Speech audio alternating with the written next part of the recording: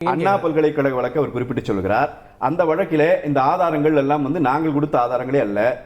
ஒரு அமைச்சர் போய் அவருடைய வீட்டிலே உட்கார்ந்து அந்த குற்றவாளியினுடைய வீட்டிலே உட்கார்ந்து உணவருந்தி கொண்டிருக்கிறார். அந்த குற்றவாளி ஏற்கனவே சரித்திர பதிவேடு குற்றவாளி, 2 தடவை குண்டாஸ் வாங்கினவன், அவன் கூட இவ்வளவு நெருக்கமா அமைச்சர் இருந்திருக்கிறார். நாங்கள் என்ன கேட்கிறோம், ஆளுகிற கட்சியின் மீதே குற்றச்சாட்டு வந்த பிறகு, ஆளுகிற அமைச்சர் மீதே குற்றச்சாட்டு வந்த பிறகு அந்த வழக்கை சிபிஐக்கு கொடுப்பதிலே முதலமைச்சருக்கு என்ன தயக்கம் இருந்துச்சுன்னு கேட்கிறோம். நீங்க ஒருத்தரோட இருக்கிறார் அப்படின்னு சிலர் காட்டி கேட்கறாங்க. மிளகாய் பொடி வெங்கடேசன் ஒரு செம்மர கடத்தல் மன்னன், அமித்ஷாவோட நெருக்கமா போட்டோ எடுத்து நிக்கிறாரு, அண்ணாமலையோட நிக்கிறாரு.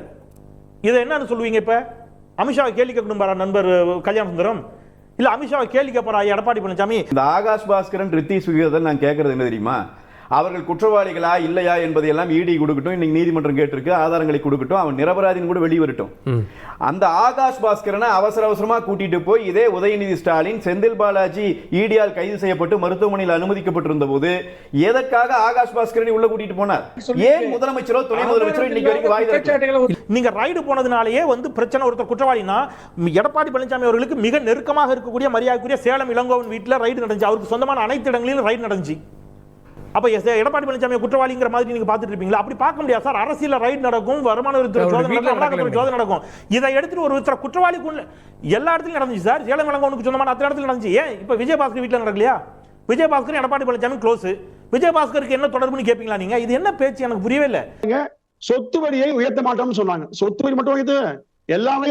சொத்து வரியை பற்றி நண்பர்கள் பலமுறை பேசுறாங்க. நான் ஆதாரத்தோட டேட்டோட வச்சிருக்கிறேன். 15th ஃபினான்ஸ் கமிஷன்ல போய் அந்த குழுவில், அந்த கமிட்டியில, ரிஃபார்ம் கமிட்டியில ஒரு உறுப்பினராக இருந்தவர் மரியாதைக்குரிய வேலுமணி அவர்கள், மாநிலங்கள் சொத்து வரியை உயர்த்தினால் மட்டும்தான் ஒன்றிய அரசுடைய கிராண்ட்ஸை வாங்க முடியும் அவங்க சொன்ன போது அதற்கு ஏற்றுக்கொண்டு கையெழுத்திட்டு வந்தவர்கள். ஒன்றிய அரசு தெளிவாக சொல்லிச்சு, 2020-21க்கு நீங்க ஏத்தாவிட்டாலும் உங்களுக்கு அந்த கிராண்ட்ஸ் அவங்க சொன்னாங்க. விலக்கு கொடுத்தாங்க ஒரு வருஷம் ஒன்றிய அரசு. அதனால ஏத்தல. 2021-2022 நீங்க கண்டிப்பாக உயர்த்தித்தான் ஆக வேண்டும் என்று ஒன்றிய அரசு சொன்னது. நாடாளுமன்றத்தில் அமைச்சர் அதை பதிவு பண்ணியிருக்கிறாரு. அந்த குழுவில் வேலுமணி உறுப்பினராக இருந்தார். 50 லட்சம் மாணவர்களுக்கு லேப்டாப் கொடுத்தது அண்ணா திராவிட முன்னேற்ற கழக அரசு. இவர்கள் ஆட்சிக்கு வந்தோம் முதலாம் ஆண்டே திரு அன்பில் மகேஷ் அவர்கள் சட்டமன்றத்தில் சொன்னார், நாங்கள் டேப் கொடுப்போம் என்று. இன்றைக்கு 5வது ஆண்டை நெருங்குகிறார்கள். இவர்கள் ஒருவரும் கொடுக்கவில்லை. நான் என்ன சொல்ல, நீங்க ஸ்கூட்டி கொடுப்பேன்னு சொன்னீங்களே, எங்க கொடுத்தீங்க? எல்லா பெண்களுக்கும் ஸ்கூட்டி கொடுத்தீங்களா? மறந்து போச்சா ஸ்கூட்டி கொடுப்போம்னு சொன்னது? ஆட்சிக்கு வந்த உடனே முதல் மாதத்திலேயே 2000 அம்மா மினி கிளினிக்களை மூடிவிட்டு மக்களை தேடி மருத்துவம் என்றார்கள். ஒரு மதுரவாயில் பறக்கும் சாலை திட்டத்தை முத்தமிழர் டாக்டர் கலைஞர் கொண்டு வந்தார்.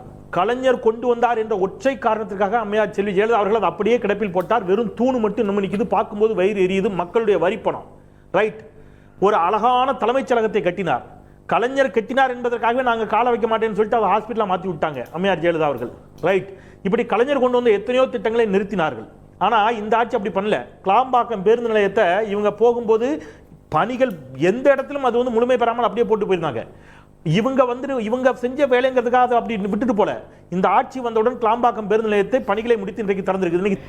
சட்டமன்றத்தில் நாங்கள் பதிவு பண்ணியிருக்கோம். இவங்க ஆட்சி வந்த பிறகு 1000 MSME தமிழ்நாட்டில் மூடப்பட்டிருக்கிறது. சிறு குறு தொழில்கள் 1000 தொழிற்சாலைகள் மூடப்பட்டிருக்கிறது. எனக்கு என்ன புரியல, சிறு குறு நிறுவனங்கள்லாம் மூடப்பட்டு விட்டனா மூடி எப்படி 9.69 விழுக்காடு வளரும்? இன்னைக்கு இருக்க தமிழ்நாடு சென்னையை டெட்ராய்ட்னு சொன்னாங்களே, தென்னிந்தியாவின் டெட்ராய்ட்னு சொன்னாங்களே, எங்கேருந்து வந்துச்சு? இருக்கக்கூடிய ஹுண்டாயில இருந்து, ஃபோர்டுல இருந்து அவ்வளவு கார் கம்பெனி இங்க கொண்டு வந்தது யாரு?